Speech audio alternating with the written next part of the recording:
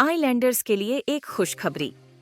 अब सर्जरीज के लिए नहीं जाना पड़ेगा आप लोगों को, आइलैंड से बाहर नहीं करना पड़ेगा जरूरत से ज्यादा पैसे खर्च, क्योंकि अब अपोलो क्लिनिक 11 चरमा में आ चुका है मॉड्यूलर ओटी और आईसीयू फैसिलिटीज, जहां पर सारी सर्जरीज एंड ट्रीटमेंट अवेलेबल हैं। अब सर्जरीज के लिए पोर्ट ब्लेयर और चेन्नई के डॉक्टर्स रहेंगे आपके लिए, तो फिर घर से इतनी दूर क्यों जाए।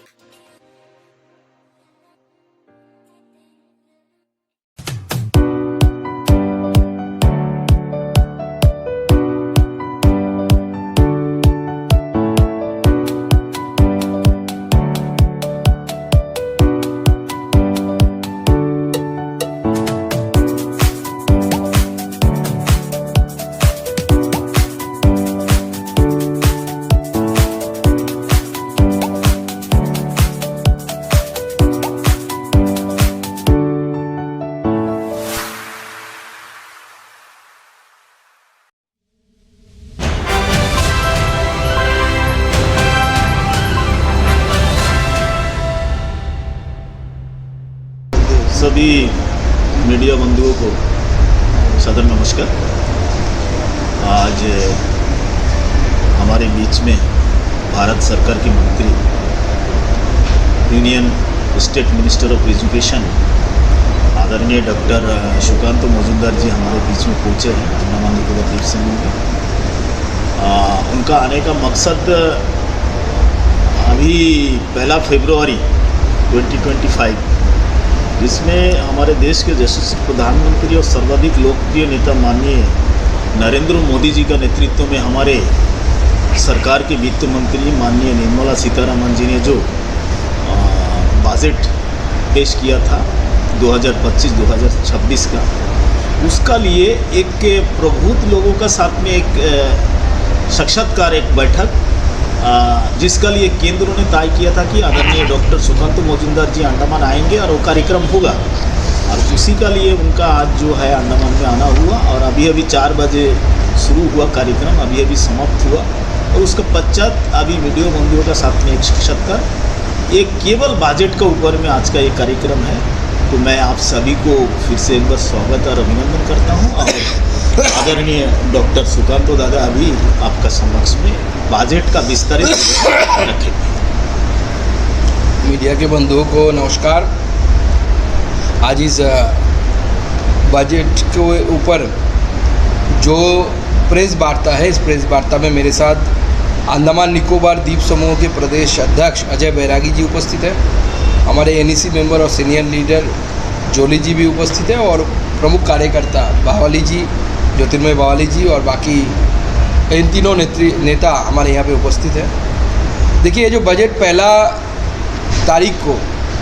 1 फरवरी को आदरणीय निर्मला सीतारमण जी ने जो पेश किया मोदी जी की मार्गदर्शन में, बजट बहुत ही बढ़िया बजट है। इस बजट में किसानों को आगे आने वाले समय में स्किलफुल युवाओं को तैयार करने का, महिलाओं को कम से कम 70% महिलाएं फिनेंशियल एक्टिविटी में आए, और उसके साथ साथ देश को और आगे ले जाने वाला, यानी विकसित भारत बनाने वाला ये बजट रहा।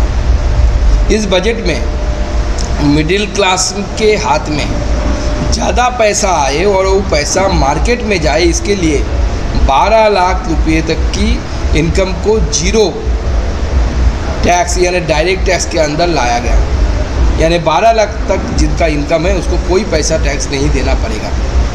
तो ये बहुत बड़ी स्टेप है, क्योंकि हमारे अपोजिशन दिल्ली में जो आप थे, आप आम आदमी पार्टी थे, वो मांग कर रहे थे अपने भाषण में कि 7 लाख तक आपने ज़ीरो टैक्स रखा है, 10 लाख करके दिखाओ। तो मोदी जी जब सोचते हैं तो बड़ा सोचते हैं, और वो 10 लाख मांग कर रहे थे, हम 12 लाख तक कर दिए और 12 लाख तक ज़ीरो टैक्स हो गया। हमारी इस बजट में ऐसे किसानों के बारे में सोचा गया। पूरे भारत में 100 ऐसे ज़िला चिन्हित किया जाएगा, और जहाँ पे स्टेट गवर्नमेंट के साथ, और जहाँ पे यूटी है वहाँ पे यूटी गवर्नमेंट के साथ बातचीत करके उस 100 ज़िले को कृषि में आगे बढ़ाने के लिए क्या काम करना चाहिए उसके ऊपर सरकार काम करेगी, और उसमें बजट की भी प्रावधान होगी। अगले 6 सालों के अंदर भारत तुरत, मसूर ऐसे दालों में आत्मनिर्भर होने के लिए सरकार इस बजट में फंड की प्रावधान करेगी और इसके लिए प्लानिंग भी बन रहा है।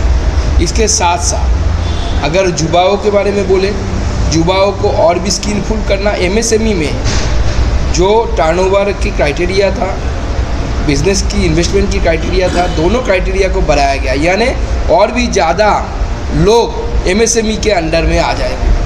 पूरे देश भर में हॉस्पिटलों में day care centre, cancer day care centre करना, 36 से ज़्यादा दवाइयों को बिना टैक्स, जो दवाई बहुत कीमती दवाई होती है, कैंसर जैसे रोगों में, इलाजों में जो दवाई का इस्तेमाल होता है, जो विदेश से लाना पड़ता है, इसमें पूरी तरीके से छूट दी गई। कस्टम ड्यूटी आपको नहीं देना पड़ेगा, यानी टैक्स नहीं देना पड़ेगा। इसके लिए कीमत बहुत कम हो जाएगी। और उसके साथ साथ ऐसे 6 और भी दवाई, महत्वपूर्ण दवाई, जहाँ पे पहले 15%, 20% ऐसे टैक्स देना पड़ता है, उसको भी 5% तक सरकार लाई। सरकार डॉक्टर संख्या वृद्धि करने के लिए, जो हमारे देश में बहुत मेडिकल कॉलेजेस चाहिए, लेकिन डॉक्टर की संख्या में कमी है, सालों से कमी है, ऐसा नहीं कि अभी हुआ है। इसके लिए सरकार प्लानिंग कर रही है। इस साल 10,000 ऐसे सीट बढ़ाया जाएगा और अगले 5 सालों के अंदर 75,000 नए सीट्स जो अभी स्टैंडिंग है उसके साथ ऐड किए जाएंगे।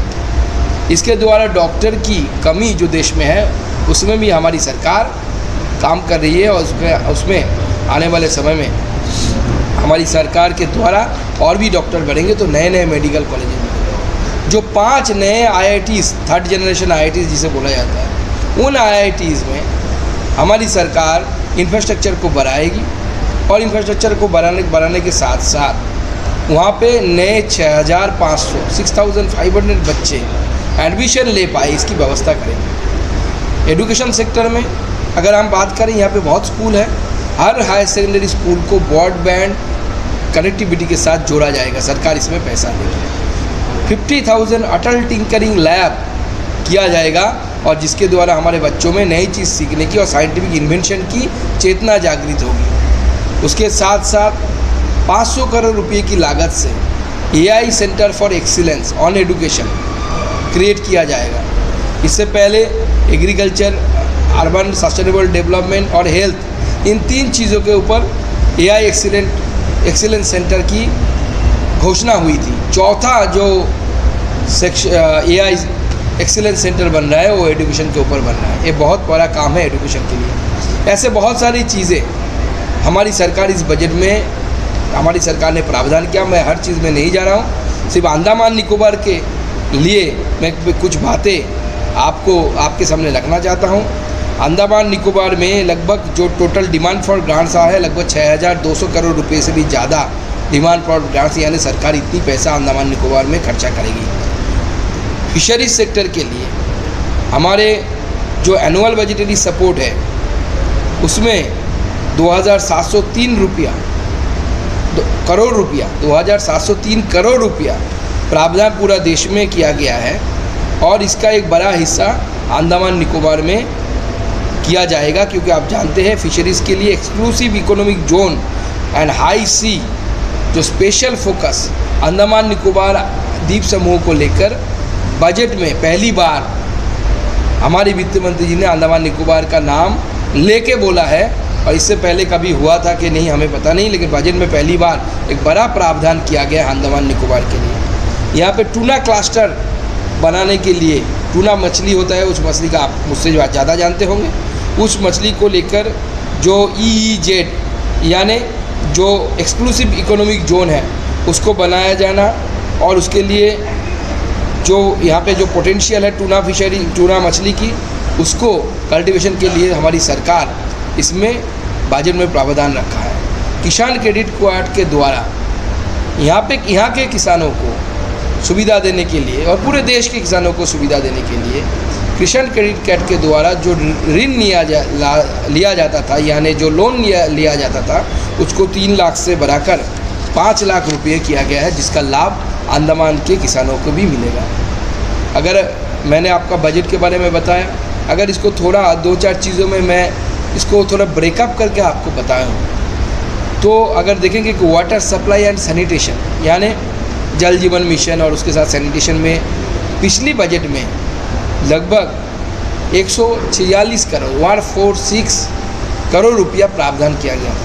इस बार इसको बढ़ा के 172 करोड़ रुपीस का प्रावधान किया गया है।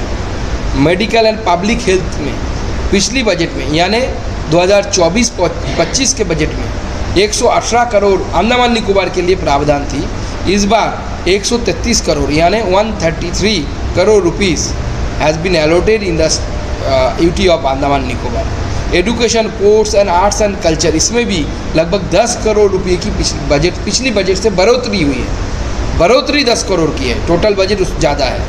उसके साथ साथ रोड एंड ब्रिजेस जो कनेक्टिविटी के लिए बहुत ज़रूरी है, उसके लिए भी 159 करोड़ जो पिछले बजट में था यानी 24-25 में था, उसको लगभग 10 करोड़ बढ़ा के 169 करोड़ किया गया है।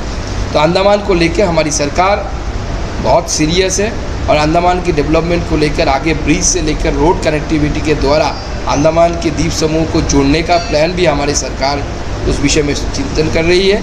और मुझे लगता है ये बजट जो है, इस बजट के द्वारा पूरे देश की इकोनॉमी में ग्रोथ आएगा। मिडिल क्लास के जो नौकरीशुदा लोग हैं या जो बिज़नेस करते हैं, जिनके हर एक के पॉकेट में 1 लाख, किसी को 1 लाख से ज़्यादा, किसी को 80 लाख, इतना करके सालाना बचत होगी ये टैक्स की छूट देने के कारण। ये जो बचत है, ये बचत आगे आने वाले समय में ये मार्केट में आएगी और मार्केट में जितना पैसा आता है मार्केट उतना बूम होता है और इस समय के लिए वो बहुत ज़रूरी है। आप जानते हैं पूरे विश्व में अभी एक थोड़ा रिसेशन जैसा स्थिति आ रहा है। इसी को देखते हुए ये बजट मुझे लगता है आगे आने वाले समय में भारत की इकोनॉमी को और भी चंगा करेगी और भी बेहतर करेगी। मैं इसी के साथ अपनी बयानी को विराम देता हूँ। अगर आपको बजट संबंधी कोई सवाल है तो आप मुझसे पूछ सकते हैं, अगर नहीं है तो ख़त्म करेंगे। अटल टिंकरिंग लैब अंडमान का स्कूल्स, अटल टिंकरिंग लैब जो है, आपको इंग्लिश में चाहिए या हिंदी में? तो अटल टिंकरिंग लैब जो है, ये क्या किया जाता है कि स्कूलों में जो आधुनिक टेक्नोलॉजी है, जैसे मोबाइल, कैसे मोबाइल का सर्किट बनता है, कैसे ड्रोन बनते हैं, कैसे रिमोट कंट्रोल के द्वारा एक खिलौना आप उसको कंट्रोल कर सकते हैं, ये ट्रेनिंग दिया जाता है। इसके लिए पूरे देश में अभी स्टेट वाइज एलोकेशन नहीं हुआ, लेकिन पॉपुलेशन वाइज एलोकेशन होगा पूरे देश में। इससे पहले भी अटल टिंकरिंग लैब बना है। 50,000 नए अटल टिंकरिंग लैब बनेगा। तो मुझे लगता है कि अंडमान को भी इसका हिस्सा मिलेगा और इसके द्वारा अंडमान में भी, अंडमान द्वीप समूहों में, अंडमान निकोबार द्वीप समूहों में जो बच्चे स्कूलों में पढ़ रहे हैं, जहाँ पे अटल टिंकरिंग लैब होगा, तो ये नए टेक्नोलॉजी सीखेंगे, AI सीखेंगे, मोबाइल रिपेयरिंग, मोबाइल का IC कैसे बनाते हैं, ख़राब हो गया तो उसको कैसे ठीक करना है, ड्रोन, टॉयज़ कैसे रिमोट के द्वारा चलाया जाता है, इन सब चीज़ों की हैंड ऑन ट्रेनिंग जिसे बोलते हैं, उनका एक्सपोजर होगा। तो आगे आने वाले समय में हमारे बच्चे जब स्कूल से कॉलेज और उसके ऊपर जाएंगे तो ऐसे ही स्किलफुल बच्चे जाएंगे जो आगे आने वाले समय में बहुत ज़रूरी है। इसलिए सरकार ने इस बजट में अटल टिंकरिंग लैब तो दिया ही है, देश के 5 हिस्सों में 5 जो स्किल ट्रेनिंग सेंटर बनेगा करोड़ों रुपये की लागत से, क्योंकि हमारे बच्चों में स्किल की कमी जो है, उस कमी को हमें दूर करना है। जैसे मार्केट में कोई प्रोडक्ट जाता है तो प्रोडक्ट को कोई कंपनी ऐसे बनाता है कि उसको देख के आदमी के मन में खरीदने की इच्छा हो, कंज्यूमर की खरीदने की इच्छा हो। ऐसे ही ह्यूमन रिसोर्स भी मार्केट के लिए एक प्रोडक्ट है। इसलिए हमारा जो स्टूडेंट्स हैं उसको ऐसे हमें बना के, ऐसे तैयार करके, ऐसे पैकेज करके हमें अपने इंस्टीट्यूट से, मतलब वो स्कूल हो सकता है, कॉलेज हो सकता है, वहाँ से निकलना पड़ेगा, जिसको देखते ही मार्केट में जो लोग हैं वो उनको एब्जॉर्ब कर ले, यानी उनको नौकरी मिले। और इसका प्रावधान इस बजट में किया गया है, वो अटल टिंकरिंग लैब के द्वारा या जो स्किल सेंटर की बारे में बात हुआ है उसके द्वारा होगा। और मुझे विश्वास है इसका पूरा लाभ अंडमान के बच्चों को, अंडमान के स्टूडेंट्स को, अंडमान निकोबार द्वीप समूह के स्टूडेंट्स को भी मिलेगा। डिजिटल पुस्तक स्कीम के बारे में देखिए, ये डिजिटल पुस्तक की प्रेस कॉन्फ्रेंस में मैंने ज़्यादा नहीं बोला।